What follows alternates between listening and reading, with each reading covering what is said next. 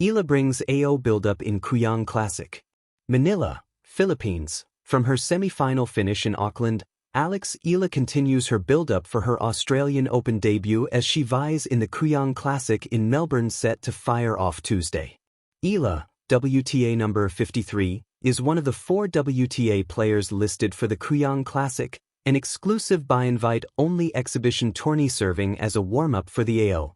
Joining Eala are 2024 Wimbledon semifinalist and Paris Olympics silver medalist Dana Vesic, WTA number 69, of Croatia, whom she beat in Auckland, number 121 and home bet Priscilla Hahn, and the 42-year-old legend Daniela Hantuchova, a multiple Grand Slam mixed doubles champion from Slovakia.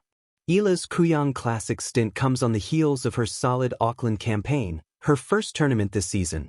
As the number 4 seed, the 20-year-old Filipina strung up 3 straight wins before absorbing a 7-5, 5-7, 4-6 loss to China's Wang Xinyu, WTA number 57, in the semis. The crown eventually went to top seed Alina Svitolina, who beat Wang Xinyu of China 6-3, 7-6, 8 in the finale yesterday. It was the 13th-ranked Svitolina's 19th title from 24 finals appearances. She previously reached the Auckland final in 2024 when she lost in 3 sets to Coco Gauff. Meanwhile, Eala is moving on even as her WTA ranking is projected to improve to number 49, according to live tracking. Until my heart stops. So close yet so far. Thank you Auckland for the warmest hospitality to start the year. I truly felt the Wairua, said Eala, referring to the Maori concept encompassing everything from a deep connection to the universe, ancestors, Wakapapa, and land, to personal inner strength, beliefs, and sense of self. Her previous best was at number 50 to end the 2025 season. Eala did it by slaying Croatian aces Vekic, 4-6, 6-4, 6-4, and WTA number 82 Petra Marcinko, 6-0, 6-2, as well as WTA number 52 Magda Linette of Poland, 6-3, 6-2, in the first 3 rounds. With American partner Iva Jovic, WTA number 35, Eala also reached the Final 4 in the Auckland doubles before bowing to the third-seeded Chinese tandem of Su Yifan, WTA number 40, and Yang Zhaoxian, WTA number 44, 7-5, 6-3. Eala brings AO build-up to life at the Kooyong Classic. The January sun fell gently over Kooyong, painting the old courts in a warm, anticipatory glow. Melbourne was waking up to tennis again, the particular kind of awakening that happens only in the days before the Australian Open, when the city feels like a held breath. At the Kooyong Classic, tradition met possibility, and in that space between the familiar and the new, Alexandra Eala stepped onto the court and quietly stirred the build-up to the season's first Grand Slam. Kooyong has always been a place where stories begin. Once the spiritual home of the Australian Open, it now hosts an exhibition that is less about rankings and trophies and more about rhythm, readiness, and reminders of why tennis matters. Champions return, contenders tune their games, and fans lean closer to the rails, eager to spot the first spark of January magic. This year, that spark arrived with Eala. She walked onto the court without spectacle, her presence calm but unmistakable. There was no need for bravado. Eala carried with her something subtler, the hum of momentum, the promise of growth, and the unmistakable energy of a player standing at the edge of something larger. For those watching closely, her appearance felt less like an exhibition cameo and more like a prologue to the Australian Open itself. From the first rally, Eala's game spoke clearly. Her left-handed strokes cut through the air with intent, not rushed, not tentative. Each swing seemed to say that preparation had already been done elsewhere, on quiet practice courts, in long training blocks, in matches that didn't always make headlines. Kooyong, in that sense, was not a test but a reveal. The Kooyong Classic has always been about feel. Players come here to rediscover timing, to test patterns, to listen to their bodies before the chaos of Melbourne Park.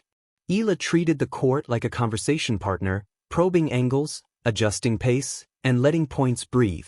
She wasn't chasing winners for applause. She was building points as if the Australian Open draw were already in front of her. What made her performance resonate was not dominance, but composure. Between points, she reset with a steadiness that belied her youth. In the stands, fans murmured, not in surprise, but in recognition.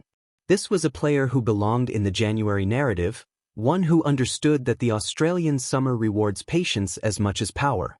Eala's presence also carried a broader symbolism. She arrived at Kooyong representing more than herself, a new wave of global tennis, where talent emerges from every corner of the world and brings fresh textures to the game. Her journey, shaped by discipline and ambition, mirrored the Australian Open's own identity as the most international of Grand Slams. In that way, her participation felt perfectly timed, perfectly placed. As rallies lengthened, the Kooyong crowd leaned in. The exhibition setting did not dull the competitive edge. Instead, it sharpened it. Eala moved with purpose, tracking down balls, constructing points with a maturity that suggested she wasn't just preparing for Melbourne, she was already mentally there. Each hold of serve, each well-measured return, added another brushstroke to the picture of an Australian Open build-up gaining color. The beauty of Kooyong lies in its intimacy. Without the vastness of Rod Laver Arena, every footstep sounds louder, every grunt echoes longer. In that setting, Eala's game felt personal, almost conversational. She acknowledged the crowd with brief glances, subtle smiles, as if inviting them to join her journey rather than merely observe it. It was a reminder that tennis, at its core, is a shared experience. Between games, the sun shifted, shadows stretching across the baseline. January in Melbourne is never static. Conditions change, and adaptability becomes a quiet test. Eala adjusted seamlessly, mixing depth with variation, never allowing the match to drift. It was the kind of performance that doesn't scream readiness but whispers it confidently. For the Australian Open faithful, Kooyong is often a scouting ground, a place to ask, who looks ready? Who looks dangerous? By the time Eala's match settled into its rhythm, those questions had found a tentative answer. Readiness is not always about results. Sometimes it's about posture, decision-making, and the way a player carries pressure even when the stakes are unofficial. Eala carried it well. As the match drew to a close, applause rolled across the stands, warm and approving. It wasn't the roar reserved for champions lifting trophies, but it was something just as meaningful, recognition. Kooyong had done its job again, introducing the Australian Open build-up not with fireworks, but with substance. Eala left the court the same way she entered, composed, focused, already looking ahead. Yet something had changed. For those who watched, the Australian Open felt closer, more real. The countdown had begun in earnest. In the days to come, Melbourne Park would buzz louder. Cameras would flash brighter. Matches would carry consequences that Kooyong never claims to offer. But for a moment in January, under the gentle Melbourne sun, Alexandra Eala bridged the space between preparation and possibility.